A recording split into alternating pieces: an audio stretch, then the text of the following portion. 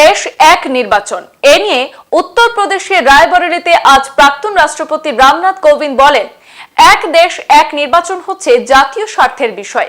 তিনি আরো বলেন, এক জাতি এক নির্বাচন কমিটির চেয়ারপারসন হিসেবে তিনি জাতীয়ভাবে নিবন্ধিত সব রাজনৈতিক দলের সঙ্গে যোগাযোগ করেছেন এবং তাদের পরামর্শ চেয়েছেন। তিনি আরো বলেন, ভারত সরকার একটি উচ্চ পর্যায়ের কমিটি গঠন করেছে এবং তাকে নাকি তার চেয়ারম্যান নিযুক্ত করেছে। কমিটির সদস্যরা জনগণের সাথে একত্রে সরকারকে এই ঐতিহ্য পুনর্বাস্তবায়নের বিষয়ে পরামর্শ দেবেন বলে জানান তিনি জাতীয়ভাবে নিবন্ধিত সব রাজনৈতিক দলের সঙ্গেও যোগাযোগ করেছেন এবং তাদের পরামর্শ চেয়েছেন। এতে কয়েকটি রাজনৈতিক দল তাকে সমর্থন করেছেন বলেও জানান। বাকি সকল দলকে তাদের গঠনমূলক সমর্থনের জন্য অনুরোধ জানিয়েছেন রামনাথ কোবিন্দ, কারণ এটি দেশের জন্য উপকারী।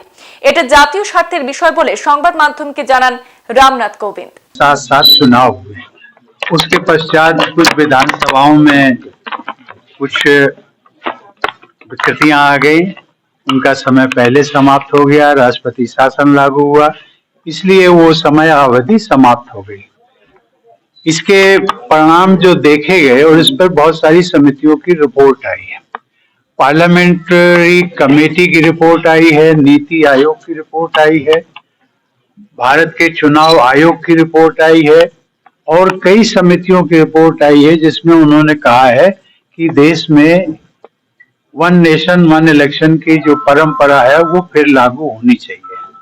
भारत सरकार ने एक हाई लेवल कमेटी नियुक्त की है, उसका मुझे चेयरमैन बनाया है और उसमें और भी हमारे सदस्य हैं। हम सब लोग मिलकर के और जनता के साथ मिलकर के एक वाया मीडिया कुछ निकालने की कोशिश कर रहे हैं। सरकार को सुझाव देंगे कि किस प्रकार से हम इस प्रथा को पुनः लागू कर सकते हैं। मैंने सभी जितने भी राष्ट्रीय रजिस्टर्ड दल हैं उन सबसे भी संपर्क किया है, उनके सुझाव मांगे हैं और कभी न कभी हर राष्ट्रीय राजनीतिक दल ने इसका समर्थन भी किया है।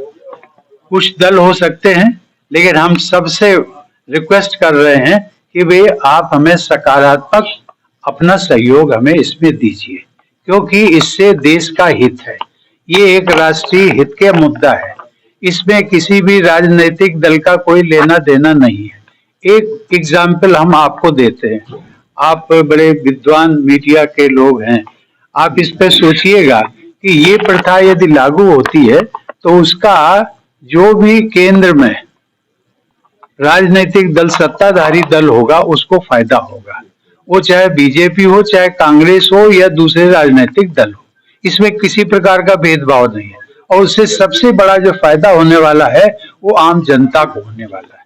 वो जितना रेवेन्यू जो आएगा, जितनी बचत होगी जाकर के, वो आपके विकास कार्यों में लगाया जा सकता है। সংবাদ এই পর্যন্তই, ফিরছি পরবর্তী অন্যান্য আপডেট নিয়ে। ধন্যবাদ।